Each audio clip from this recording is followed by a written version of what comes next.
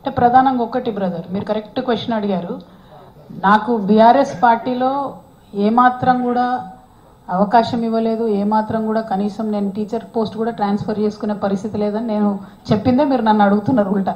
So నా వెనక ఉన్నాడు ఎవరన్నా మనిషి అంటే వాడిని తీసి పక్కకు పడేసి, నా వెనక ఉండి లాభం పొందిన కొంతమంది ఇలా బీఆర్ఎస్లో ఉండిపోయారు, నాతో రాలే.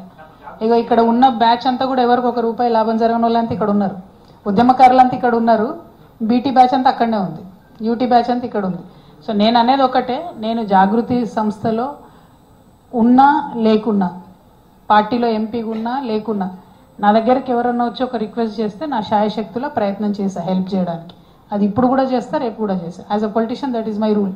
బట్ నాతో పనిచేసిన జాగృతిలో పనిచేసినటువంటి నాయకులకు, కార్యకర్తలు బీఆర్ఎస్ పార్టీ నుంచి ఎటువంటి ఆదరణ కూడా లభించలేదు. జాగృతి వాళ్ళు అనగానే పక్కకు పెట్టడము, హేళన చేయడం. ఎందుకంటే మేము చేసినటువంటి ఉద్యమాలు మర్చిపోయినారు, మేము ఉద్యమంలో చేసినటువంటి కాంట్రిబ్యూషన్ మర్చిపోయినారు.